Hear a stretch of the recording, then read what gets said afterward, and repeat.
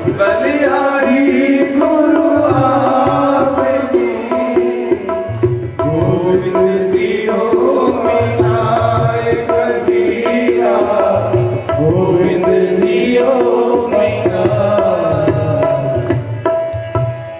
गुरु के चरण पकड़ ले, बोले प्रभु आज तक आप मेरे गुरु थे, गुरु दे रहे थे, सतम मार्ग दे रहे थे, अच्छे कर्म करने की प्रेरणा दे रहे थे, लेकिन आज तक आपने परमात्मा से नहीं मिलाया। आज आपने परमात्मा से मिला दिया। गुरु गोविंद दो खड़े, एक तरफ शुक्राचार्य महाराज है तो दूसरी तरफ राजा वामन भगवान है। तो गुरु और गोविंद दोनों खड़े, बीच में कौन है? राजा बलि। काके लागू पांव, पहले नारायण को प्रणाम करूं कि पहले गुरु को प्रणाम करूं? तो गुरु जी के चरण पकड़े। इस वाक्य को कहकर के हम लोग समाज के अंदर आप सभी लोगों को कहते हैं कि भगवान से बड़ा गुरु होता है, लेकिन क्षमा करें, सारे गुरु भगवान से बड़े नहीं है जी। गुरु वह बड़ा है जो सतगुरु है, और सतगुरु उसे कहते हैं जिस गुरु के साथ में भगवान खड़ा है। शुक्राचार्य गुरु थे, जो वामन भगवान आए हैं, और वामन भगवान से जब नारायण का परिचय राजा बलि का करवाया है, तब वो सतगुरु बने हैं। सारे के सारे सतगुरु नहीं है। गुरु तो मंत्र जैसा ज्ञान देने वाले सारे ही गुरु हैं। अरे गुरु तो मैथमेटिक्स क्लास लेने वाले, इंग्लिश पढ़ाने वाले, साइंस पढ़ाने वाले, वो भी तो गुरु हैं। तो क्या वो परमात्मा से बड़े हैं? तो नहीं, उनका स्थान परमात्मा से बड़ा नहीं, सतगुरु का स्थान परमात्मा से बड़ा है। और सदगुरु से बड़ा कोई गुरु होता है तो परम गुरु होता है, वह गुरु होती है हमारे जन्म देने वाली माता। वो सतगुरु से भी बड़ी है, क्योंकि सतगुरु भी उन्हीं की कोख से जन्म लेकर के आए, वो भी किसी माता के पुत्र हैं। इसलिए परम गुरु, और इसके ऊपर आते हैं परमेष्ठी गुरु। परमेष्ठी गुरु है देवादेव महादेव, वो गुरुओं के गुरु है, देवताओं के भी वो गुरु हैं। तो शुक्राचार्य के चरण पकड़े, राजा बलि आए, बोले प्रभु अब आप मांगे, क्या मांगना है? बोले 3 पांव भूमि दे दो। राजा बलि हंसने लगे, बोले हे बटू, ब्राह्मण को तो है इतना सा, 3 पांव भूमि मांगता है। 3 पांव में कितनी जमीन नाप लेगा? 2 फुट 30 फुट। इतने में बैठेगा कि सोएगा? क्या करेगा? तो वामन भगवान कहते अपने राम को क्या चाहिए? अरे भगवान का भजन करना है, ब्राह्मण आदमी है, बस आसन बिछ जाए, उस पर हम बैठ जाए, इतनी जमीन हमारे लिए तो बहुत। संकल्प लेकर के 3 पांव भूमि का दान राजा बलि को किया है, राजा बलि ने किया है वामन भगवान को। तो वामन भगवान पूछने लगे, बोले किधर से जमीन नापूं? तो बोले जहां से मर्जी नापो, जहां से मर्जी नाप लो। तब भगवान ने अपना विराट रूप वामन भगवान ने बनाना आरंभ किया है। एक पांव पृथ्वी के नीचे की तरफ बढ़ाना आरंभ किया। अतल, वितल, सुतल, तलातल, रसातल, महातल और पाताल, 7 लोक एक पांव के अंदर नाप दिए प्रभु ने। दूसरा चरण, जब रसातल में पांव टिक किया तो दूसरा पांव उठाया और उठा करके ऊपर की तरफ नापना आरंभ किया। तो पृथ्वी से आपने आरंभ किया है भूलोक, भुवलोक, स्वलोक, महलोक, जनलोक, तपलोक और सत्यलोक। 7 लोक ऊपर के नाप लिए, 14 लोक 2 पांव में नाप दिए। अब तीसरा पांव रखने के लिए जगह नहीं। भगवान राजा बलि से कहने लगे, बोले कि हे बलि, तूने संकल्प किया कि मेरे को 3 पांव भूमि दान देगा, 2 पांव में मैंने 14 लोक नाप लिए, अब तो कोई जगह शेष नहीं बची। तीसरा पांव रखने के लिए तेरा संकल्प अब पूरा नहीं होगा, और जिसका संकल्प पूरा नहीं होता उसको नाग पांच में बांध करके नरक के अंदर डाला जाता है। हे बलि, अब मैं तेरे को नरक में डालूंगा। राजा बलि की पत्नी विंध्यावली थर थर कांपने लगी, अपने पतिदेव की तरफ हाथ जोड़ के कहते, बोले कि हे पतिदेव, आप महाराजा विरोचन के पुत्र हैं, आपके पिता के दरवाजे से कभी कोई निराश होकर के नहीं गया। आज यदि आपने अपना संकल्प परिपूर्ण नहीं किया तो आपके पिता का इज्जत खराब हो जाएगी, आपके पिता के नाम पे बट्टा लग जाएगा कि विरोचन के जैसे पिता का पुत्र बलि इसके दरवाजे से संकल्प पूरा नहीं हुआ, अधूरा संकल्प लेकर के ब्राह्मण गया। राजा बलि कहते हैं, बोले कि हे देवी तू चिंता मत कर। इधर जो उनकी पुत्री है राजा बलि की, रत्नमाला, जब प्रभु का ये छल देखती है कि वामन बन करके आया, संकल्प लिया वामन बन करके और भूमि नापने लगा विराट बन करके, कपट कर दी भगवान ने। उसके मन में एक भाव जागृत हुआ रत्नमाला के मन में, यदि मेरा पुत्र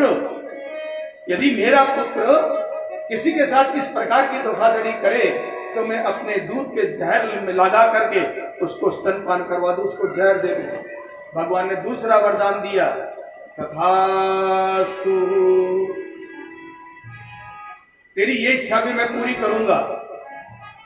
राजा बलि ने कहा कि हे प्रभु, आपने 2 पांव में पूरे ब्रह्मांड को नाप लिया, लेकिन अभी एक ब्रह्मांड, एक सृष्टि बाकी है जहां पे आपने चरण नहीं रखा। बोला वो सृष्टि कौन सी है?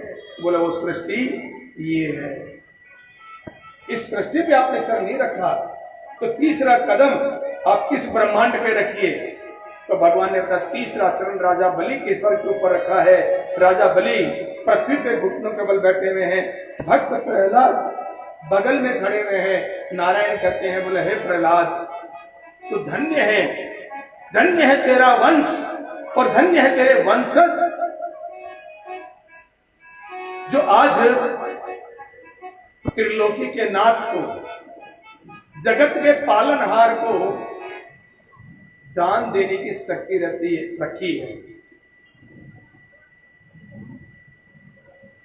त्रिलोकी का पालनहार, जो तीनों लोकों के जीवों को भूखा उठाता तो जरूर है, लेकिन भूखा सोने नहीं देता, भगवान विष्णु। त्रिलोकी का पालनहार राजा बलि के द्वारे झोली फैला करके खड़ा हुआ है भिक्षा मांगने के लिए। कुछ तो ऐसा संस्कार होगा ना उस कुल के अंदर। कारण तो भगवान किसी के सर पे पांव नहीं रख देते, आपके और हमारे सर पे चरण नहीं रखते। त्रिलोकी का पालन करने वाला भिक्षुक बन करके राजा बलि के घर गया है, तो राजा बलि के पास कुछ तो ताकत होगी, कुछ तो उस परिवार में, उस वंश में शक्ति होगी। इस शक्ति को जानना चाहिए, पहचानना चाहिए। इस शक्ति का पहचान क्या है? किनके पुत्र हैं? प्रहलाद जी के। प्रहलाद जी कौन है? हिरण्याक्ष और हिरण्यकश्यप के वंश में हिरण्यकश्यप के पुत्र हैं। ये तो राक्षस कुल है। भगवान श्री हरि विष्णु के द्वार के ऊपर 2 द्वारपाल होते हैं, एक का नाम होता है जय, दूसरे का नाम होता है विजय। एक बार सनकादिक ऋषि वैकुंठ के अंदर भगवान नारायण से मिलने के लिए जाते हैं, तो 5 साल की, जैसे मैंने बताया इनकी उम्र है, लंगोटी पहने हुए हैं, हाथ में दंड है। वैकुंठ में प्रवेश करना चाहते हैं, तो जय विजय द्वारपाल इन चारों भाइयों को रोक देते हैं और कहते हैं कि आपने लंगोटी पहनी हुई है, वैकुंठ में मां लक्ष्मी है, उनके सामने खाली लंगोटी पहन के जाओगे, लज्जा नहीं आएगी? इन चारों कुमारों को क्रोध आ गया और क्रोध आकर के कहने लगे, बोले दुष्टो, तुम वैकुंठ के द्वारपाल होकर के तुम्हारे मन में यहां भी स्त्री और पुरुष का भेद है, ऐसी सोच तुम लोग रखते हो। जाओ, मैं तुम्हें श्राप देता हूं कि तुम 7 जन्म तक राक्षस बनो। दरवाजे के ऊपर कोलाहल हुआ, शोरगुल मचा, तो वैकुंठ से नारायण बाहर आए। जैसे नारायण आए तो जय विजय द्वारपाल ने कहा, प्रभु हम तो अपनी ड्यूटी कर रहे थे, चौकीदार हैं, आने जाने वाले को रोकना, पूछताछ करना हमारी ड्यूटी है।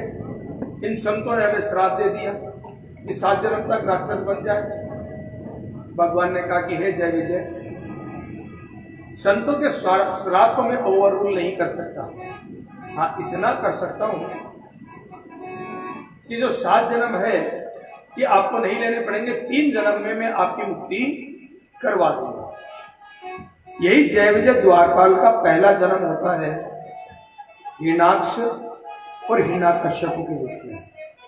कश्यप मुनि की पत्नी दीति के गर्भ से ये राक्षस की वंश परंपरा यहां से आरंभ होती है। ये पृथ्वी में पहले राक्षस वंश परंपरा है। हिरण्याक्ष को वध वारा भगवान के द्वारा हुआ, कल मैंने आपको कथा में बताया। हिरण्यकशिपु बदला लेने के लिए तप करने लगे, और जब तप करने लगे नारायण का, तो कल मैंने आपको बताया कि उन्होंने वरदान मांगे, ना दिन में मरूं, ना रात में मरूं, ना घर में मरूं, ना बाहर मरूं, ना अस्त्र से मरूं, ना शस्त्र से मरूं, ना ये जो 12 महीने चलते हैं 12 महीनों में मरूं। 27 नक्षत्र टोटल होते हैं, रोज एक नक्षत्र व्यतीत होता है, इन 27 नक्षत्र में नहीं मरूं। 24 घंटे के अंदर 12 लगन होते हैं, इन 12 लगन में नहीं मरूं। हर तरह से अपने आप को सुरक्षित किए। इनके पुत्र वे प्रहलाद जी भगवान के भक्त थे। अब ये एक राक्षस का बच्चा भक्त कैसे बन गया, प्रश्न ये बनता है। जब हिरण्यकशिपु तपस्या करने के लिए गए, अमृतत्व का वरदान लेने के लिए गए थे, तब पीछे से देवराज इंद्र हिरण्यकशिपु के घर पे, उनके महल में आते। उनकी धर्म पत्नी जिनका नाम था कयाधु गर्भवती थी। इंद्र को लगा कि ये जन्म देगी बच्चे को तो राक्षस बच्चा पैदा होगा, क्यों नहीं मैं इसको गर्भ में नष्ट कर दूं। ऐसा विचार कर करके देवराज इंद्र कयाधु की शिखा पकड़ करके, चोटी पकड़ करके घसीटते हुए ले जा रहे थे। आसमान से भगवान नारायण के परम भक्त नारद जी महाराज आसमान से जा रहे, और इंद्र को इस प्रकार का कृत्य करते हुए देखा तो जमीन पे उतरे और इंद्र को डांटने लगे। बोले, हे इंद्र, एक गर्भवती स्त्री को बाल पकड़ के तो घसीट रहा है, ये देवताओं के करने के योग्य कर्म है। इंद्र कहता, बोले कि नारद जी आप नहीं जानते, ये हिरण्यकशिपु की पत्नी है, इसके कोख में राक्षस पल रहा है, जन्म लेगा तो हम देवताओं से युद्ध करेगा। नारद जी ने कहा कि आपने कैसे फैसला कर दिया, इसके गर्भ के अंदर जो है वो राक्षस है कि नारायण का भक्त है। बोले, राक्षस क्या, राक्षस से तो पैदा होगा। बोले, नहीं, मैं कहता हूं किसी कोख के अंदर जो बच्चा है वो नारायण का अनन्य भक्त है, छोड़ इनको। तो देवराज इंद्र से कयाधु को छुड़ा करके नारद जी अपने आश्रम में ले गए। हिरण्यकशिपु तपस्या करने के लिए गए हुए हैं, कयाधु नारद जी के आश्रम में रही, और आश्रम के अंदर ही प्रहलाद का जन्म हुआ है। भक्त प्रहलाद गर्भ में से माता नारद जी के आश्रम के अंदर तो नित्य सत्संग नारद जी के साथ में कयाधु किया करते थे। गर्भ अवस्था में नारायण की भक्ति जीव ने सीखी, और जन्म लेने के बाद नारायण के अनन्य भक्त बने।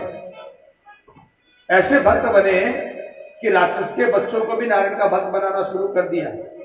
हिरण्यकशिपु बड़े क्रोधित हुए।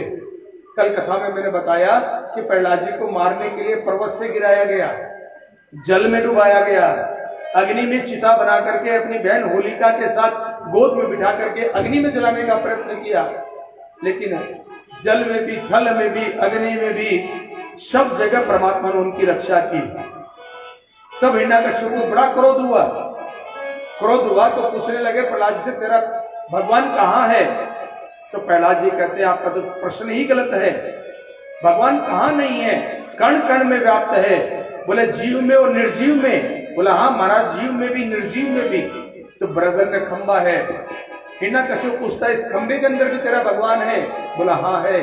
तो खड़ग निकालते हैं। बोले, इस खड़ग में भी तेरा भगवान है? बोला, हाँ मेरा भगवान इस खड़ग में भी है। तो बोले, देख, तेरे भगवान के द्वारा ही तेरे भगवान को मैं आज कैसे मारता हूं। इतना कहकर के खड़ग का प्रहार स्तंभ के करना चाहते थे, जैसे स्तंभ फटा है,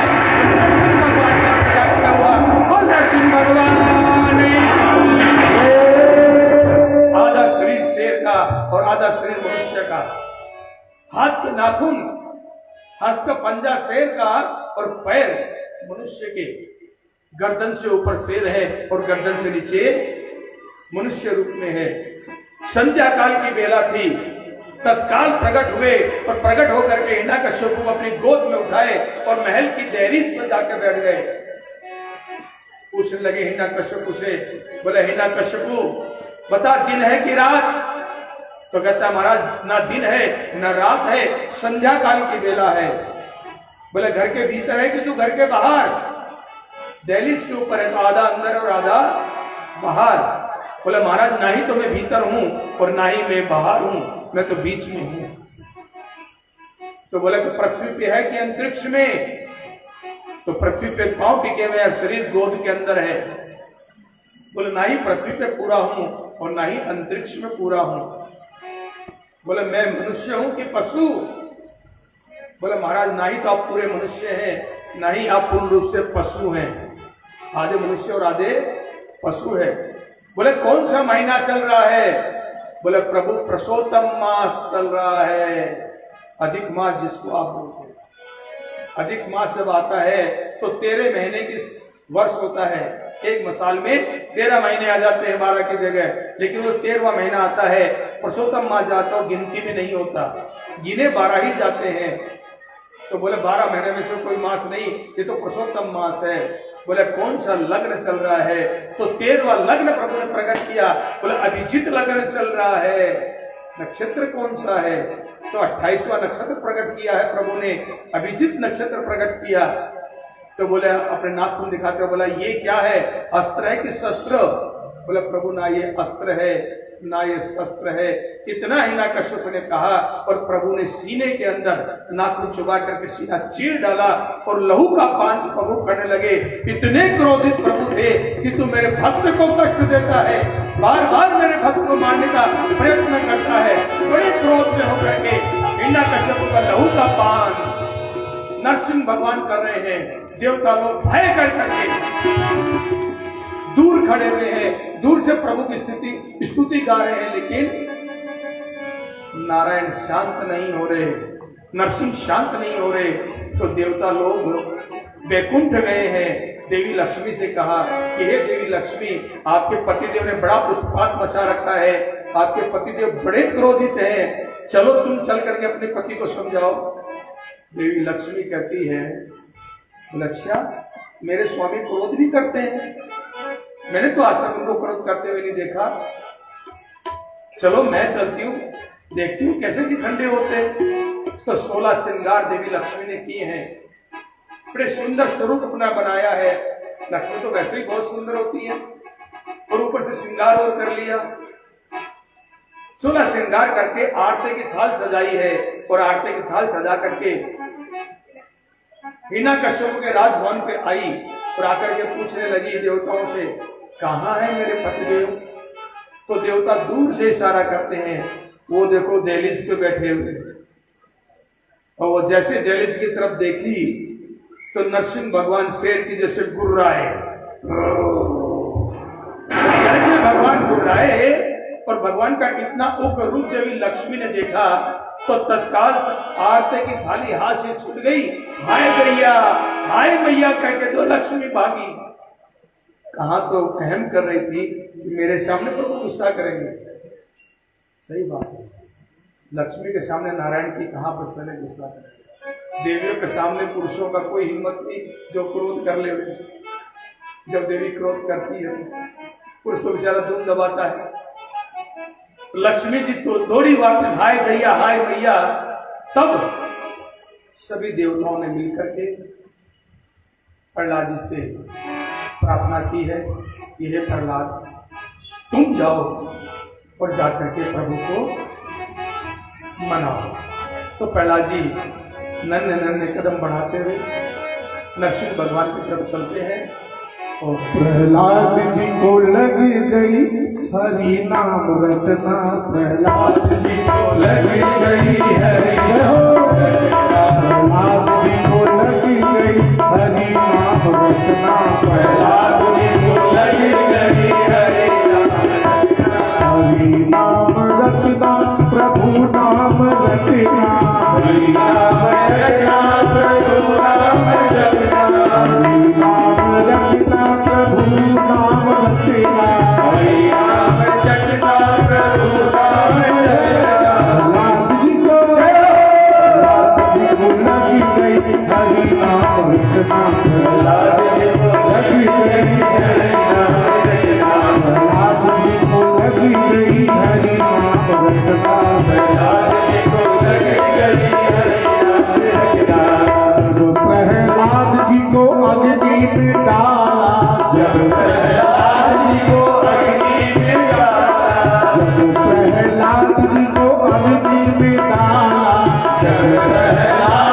को अग्नि में डाला।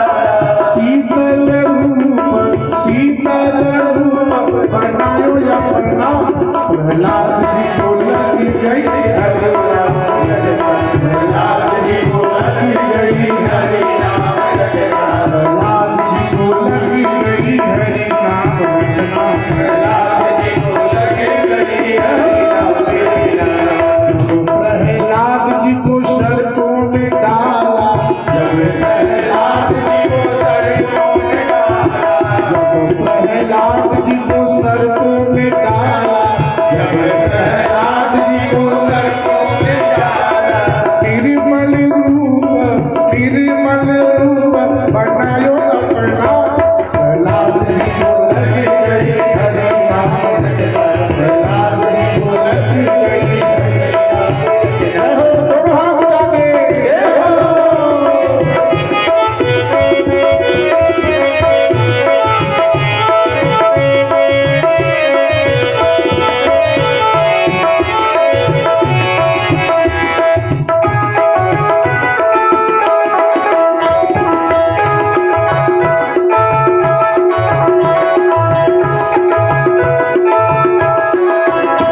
प्रहलाद जी को नदी बीच डाला, जब प्रहलाद जी को अग्नि बीच डाला।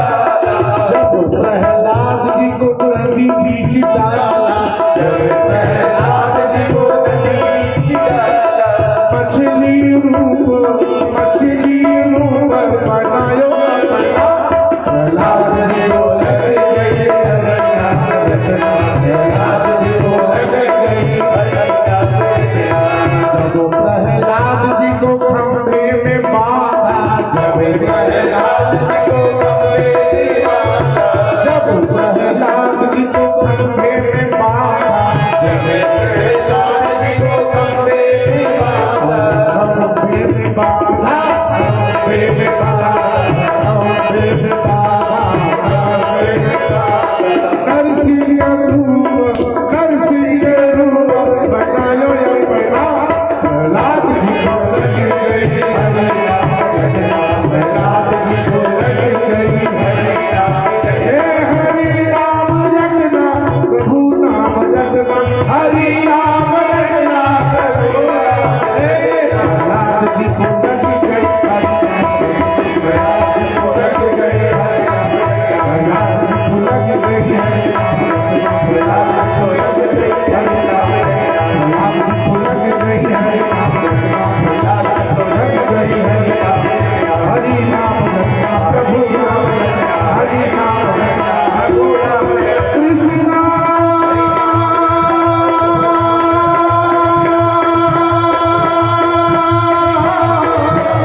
कृष्णा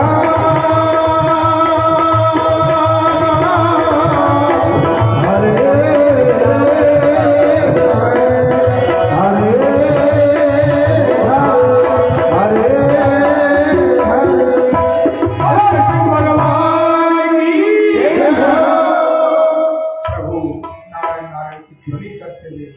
प्रहलाद जी महाराज प्रभु का कीर्तन करते हुए नरसिंह भगवान के पास छोटे छोटे चरणों से चलते हुए जा रहे हैं।